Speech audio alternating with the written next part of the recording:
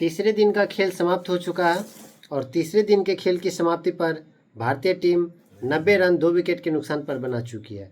यानी कुल मिलाकर के यदि देखा जाए तो भारतीय टीम 96 रन बना चुकी है 2 विकेट के नुकसान पर, क्योंकि भारतीय टीम को पहली पारी के आधार पर 6 रनों का बढ़त है। ओवरऑल यदि इस मैच की बात करें तो आपको पहले टीम इंडिया इंग्लैंड टॉस जीत करके पहले गेंदबाजी चुनती है, जो कि उनका फैसला बहुत हद तक गलत साबित होता है। पहले बल्लेबाजी करने उतरती है भारतीय टीम और 471 रनों का एक विशाल स्कोर खड़ा करती है, जिसमें कि 3-3 सेंचुरियन भारत की तरफ से निकलते हैं। पहला आपको यशस्वी जायसवाल जो कि 110 रनों की पारी खेलते हैं, फिर आपको शुभमन गिल 147 रनों की पारी खेलते हैं, और फिर आपको ऋषभ पंत जो कि 134 रनों की पारी खेलते हैं। उस पहले इनिंग की यदि बात की जाए तो उसमें जो सबसे बेहतरीन चीज़ थी वो ये थी कि भारतीय टीम के 3-3 बल्लेबाजों ने शतक लगाए, जो कि बहुत ही रेयर था, क्योंकि इससे पहले जो एक मैच में भारतीय टीम के तरफ से 3-3 शतक लगे थे उसमें थे आपको सबसे पहले 1986 में सुनील गावस्कर, श्रीकांत और महेंद्र अमरनाथ, जिन्होंने कि एक ही मैच में 3 शतक लगाए थे विदेश में। इसके बाद आपको दूसरा था राहुल द्रविड़, सचिन तेंदुलकर और सौरव गांगुली, जो कि इंग्लैंड के खिलाफ ही 2002 में लगाए थे। तीसरा आपको वीरेंद्र सहवाग और राहुल द्रविड़ और मोहम्मद कैफ, ये तीनों ने 2006 में बनाए थे वेस्ट इंडीज़ के खिलाफ। और चौथा जो आज एक मैच में 3 शतक लगे हैं आउटसाइड एशिया या आउटसाइड इंडिया आप कह सकते हैं, उसमें आपको यशस्वी जायसवाल, गिल और पंत ने मारे हैं। इस तरह के कारनामे किए हैं। और दूसरी चीज़ जो इस मैच में खास रही वो ये रही कि ऋषभ पंत ने भारतीय क्रिकेट टीम के तरफ से जितने भी विकेट कीपर थे उसमें सबसे ज़्यादा शतक लगाने वाले विकेट कीपर बल्लेबाज बन गए।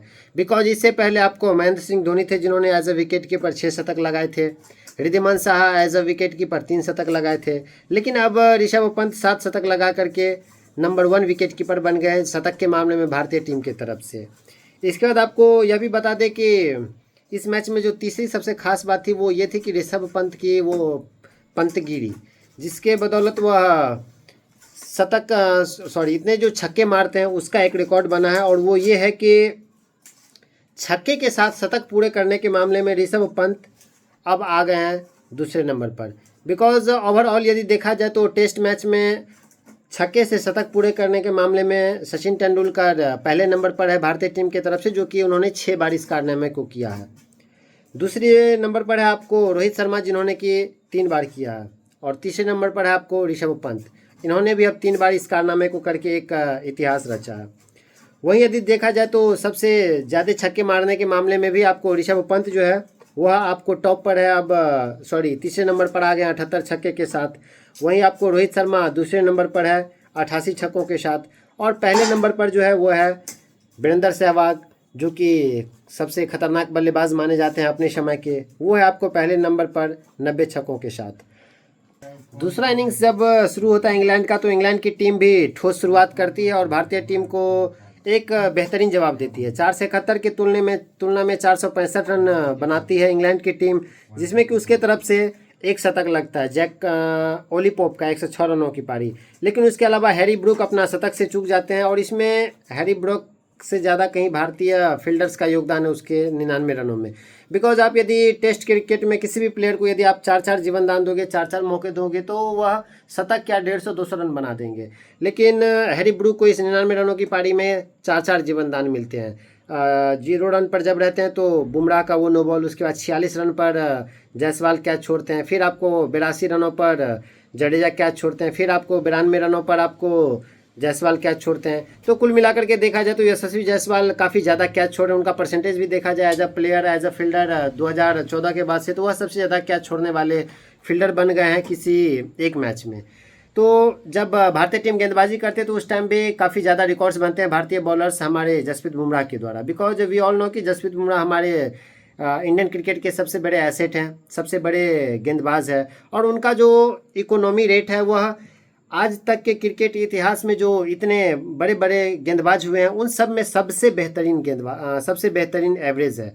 बिकॉज आप चाहे कर्टली एम्ब्रोज की बात करें जो अपने ज़माने के सबसे खतरनाक वेस्ट इंडीज़ के बॉलर थे, चाहे जोएल गार्डनर जो कि ऑस्ट्रेलिया के सबसे बेहतरीन गेंदबाज थे इतिहास के, और माल्कन मार्शल जो कि वेस्ट इंडीज़ के सबसे खतरनाक, और खतरनाक में भी एक ऐसे गेंदबाज जो कि जब इन स्विंग और आउट स्विंग करता था तो बल्लेबाज थर्रा जाते थे।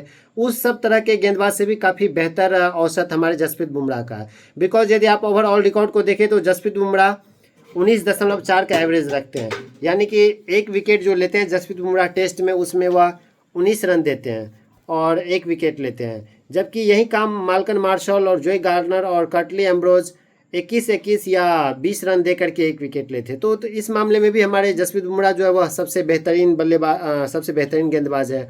वहीं यदि सेना कंट्री में बात किया जाए सबसे बेहतर गेंदबाज का, तो उसमें भी जसप्रीत बुमराह सबसे बेहतर है। बिकॉज जसप्रीत बुमराह 150 विकेट ले चुके हैं।